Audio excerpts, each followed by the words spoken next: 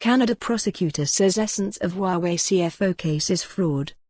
Vancouver, British Columbia, AP. Canada's Department of Justice said Friday the allegation against a top Chinese executive arrested at the United States request would be a crime in Canada and she should be extradited to the United States on fraud charges.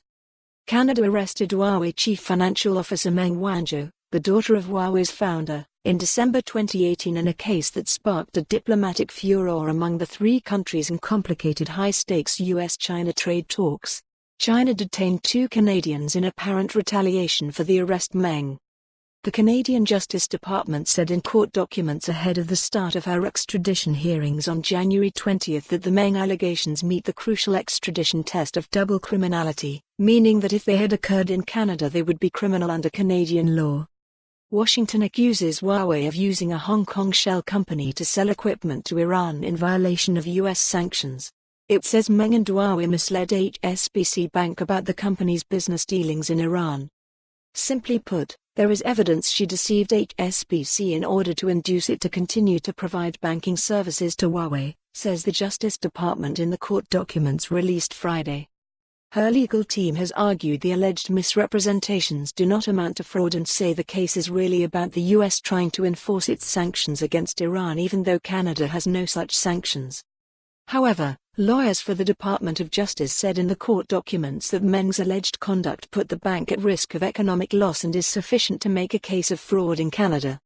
The Huawei chief financial officer denies the allegations and is free on bail, living in one of her 2 multi-million-dollar homes in Vancouver, ahead of a hearing set to begin January 20 that will focus on the double criminality test.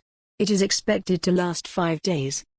If the judge rules the test has not been met, Meng will be free to leave Canada, though she'll still have to avoid the U.S. if she wants to evade the charges. If the judge finds there is double criminality, the hearing will proceed to a second phase.